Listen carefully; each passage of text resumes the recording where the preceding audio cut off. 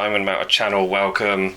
I noticed in my previous upload when I was doing the editing that my eyes looked quite red. That was me about to come down with quite a severe illness before I knew it. Yeah, I've been quite bad for the last few days anyway. I feel got enough energy to do this video, but I'm not gonna go as in depth as I normally do. But basically we're taking, again from a previous video, we're taking this cone and then turn it into a 6-claw, like Rex style 6-claw. So this is how I do it, how I mark out 6 claws. Print it out, circle divided by 6, so then I got dividers, stuck it right in the center and then drew some circles around it. Are they showing up? That just helps me line that up directly in the middle. I can see that dot through the top anyway, but it's important that you don't have it one side or the other. You want it directly central. And those circles I drew around there help me as well. And then I just mark the 6 positions. I got that there because, again, ages ago I did a video on this. It's an ER collet, it's like a chuck for a lathe. I ground it out to put the collet in. It sits in there nicely, but when I look at it, like top bottom, all the lines seem to go to the left hand side of my center, always. Not just this collet, all of them. It's likely I ground it out slightly wrong, so nice idea, doesn't really help me at all. So just back to this tried and tested method of piece of paper with the lines drawn on.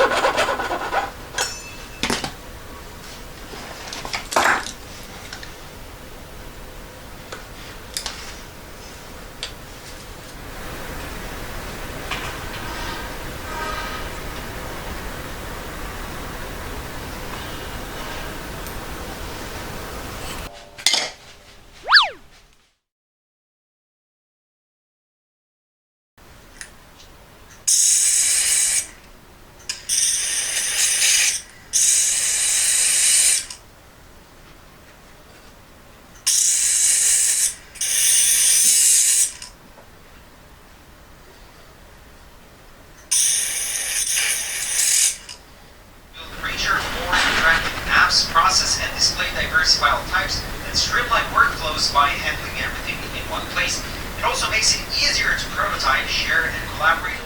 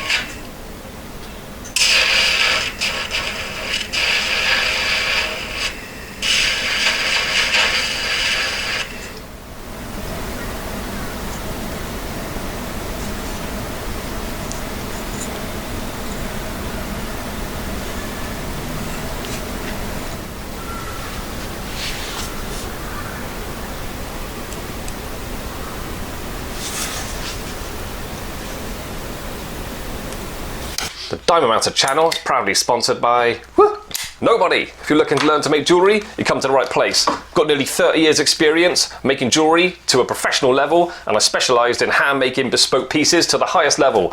So tell you what, I help you out learning to make jewellery, and then you can help me out by simply just clicking like on this video, subscribing to the channel. You can become a Diamond Mounter member, take it a step further, become a Diamond Mounter patron, link in the description, patreon.com/Diamond Mounter. You get a shout out on the next upload, and then you get access to now, and it's still growing, 35 full instructional guides. These are start to finish, complete, step-by-step guides on making individual pieces.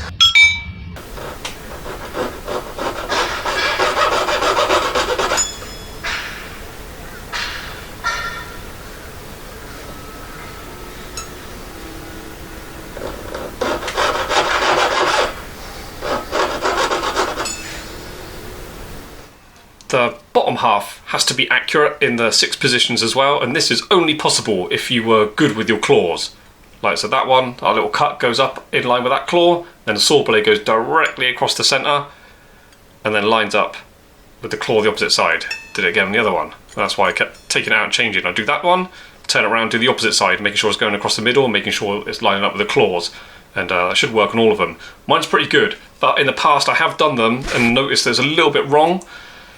So just cheated a little bit and pulled the cut across a touch. You can get away with it, like a tiny amount, but then you're closing the distance between that one, say that one, and the one next to it, which increases the distance on the opposite side. So if you've got to do that a lot, it messes everything up. So really important to be accurate with these collets and the claw positions and stuff.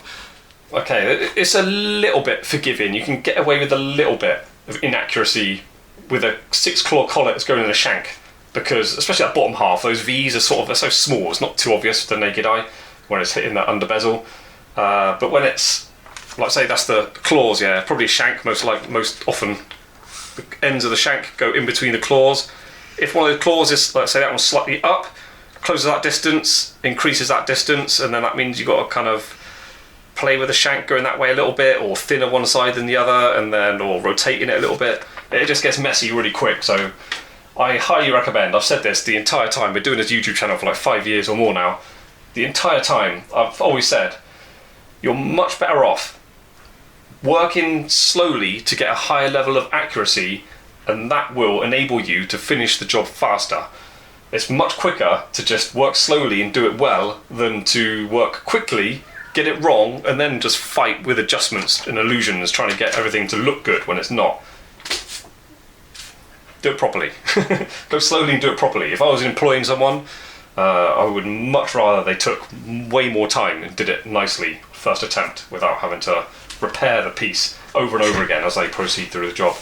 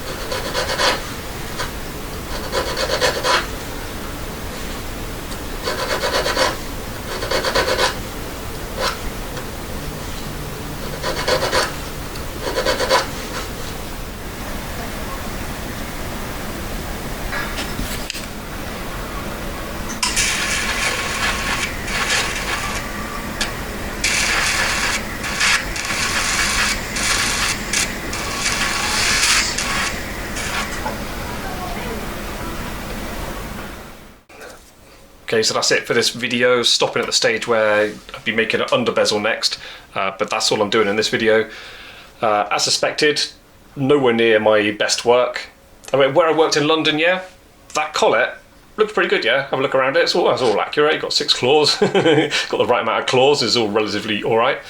That collet is nowhere near good enough for where I worked. They would pick holes, I mean, I'm picking holes in it just looking at it from a distance here. That claw nearest me is like thicker than that one next to it. Look at the curves. Let me see if I can point to it. Look at that. Let's rip into it as though I was me employing myself. Look at that curve there. Look at the curve. That's difficult to get that right. I didn't really try to match them all up. Bit of a kink there on that one. Bit of a flat spot there. Let's go on the next one. That one looks sharper than that one. That one looks lower down and rounder. That one's a bit messy on the right hand side. Again, stop looking at the claws. That claw looks fat. That one looks like it's bending down sort of that way a little bit. I will say, like, mine's far from my best. That's like 60% of what I'm capable of. It's sort of there, it's sort of accurate, but it's like the last 10%, which is like the most difficult to do, I haven't really started. Like, I just cut things out kind of good using my skill and experience, but actually finishing it and getting it really accurate, I'm talking about like those V's are cut out in between to form the claws. Didn't really care too much about going out the same depth. The curvature of the bottom of them doesn't really match. One's a little bit rounded, one's a little bit pointed, one's slightly up, one's slightly down. And I'm talking like not even 1/10 of a mil, like really small measurements. But when I look at it, looks beautiful with the naked eye, but through the 2 times loop I can see it. That's a big no-no. Really, you should aim to study it with a 10 times loop and then it just look really good. Mine looks kind of good. Yeah, that one needs work. That claw's thick. That claw's got one side vertical, one side slightly out, which makes the top of the claw look thicker than it really is. The V's on the bottom, they're actually pretty good considering how fast I just ripped through them. The V's on the bottom, strangely, I took the least care with, they're actually the best. Obviously they're easier to achieve than those curves in the claws. But yeah, I reckon, yeah, if you get a piece, whatever you're making, rings, earrings, pendants, whatever, any kind of mount for jewellery, if you can get to this stage, all smooth and polished, or smoothed and papered to a fine grade nicely, and it looks good, everything's symmetrical, everything lines up, everything all measures correctly, all the depths and angles and stuff is all correct. If it looks good at this stage, you've won the battle, because polishing is it's more forgiving. A polished piece is more forgiving on inaccuracies. Like, for example, if I polish that, it'll round off the corners a little bit. That hides any inaccuracies. Like I said, one claw is slightly like that. It will hide that. It will be very difficult to find that after it's polished. Also, a polished surface, especially a rounded surface like the outside of that collet, it's covered in reflections. All these reflections camouflage like little inaccuracies. So aim to get it really good at this stage, especially through a 10 times loop. You're going to have something really beautifully made looking when it's polished, even though it might not be. So that's it, not my usual video. I didn't want to talk too much. I feel alright now a little bit. I feel better, but if I talk a lot, I'll start to cough and I'll have to keep re-filming scenes. Anyway, so more of a demonstration than a tutorial compared to my previous videos. If you're new to me, thanks for watching. If you got this far, great. Click like and subscribe, helps the channel grow, and check out my previous upload. If you're looking to learn to make jewellery, I've got loads of uploads on all different types of jewellery in all different scenarios. Like over 5 years we've been uploading now.